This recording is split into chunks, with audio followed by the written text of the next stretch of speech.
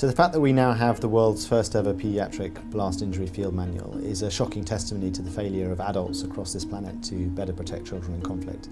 The reason this came about is because of the trends we're seeing in modern conflict today. We are seeing 1 in 5 children across the globe live in areas affected by conflict. It was originally partnered by Save the Children and Imperial College London, but then it brought in a whole host of other experts, and at the first meeting it ever had some 2 years ago, it was Syrian medics saying this was the single most important thing that could affect children's lives in Syria today.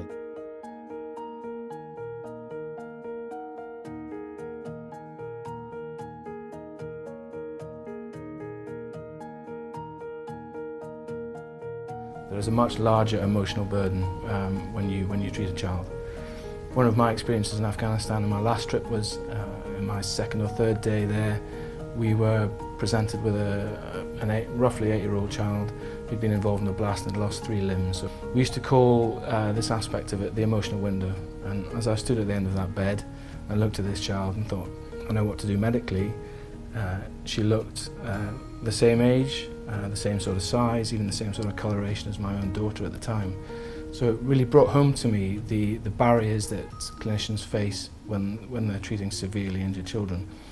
There are plenty of manuals that have a similar kind of summary of care. I think the biggest difference for this is that we try and address all the key aspects of care from the point of injury, and it follows them rather than in an anatomical or condition-based way through the manual. It follows them where they would be in the care pathway.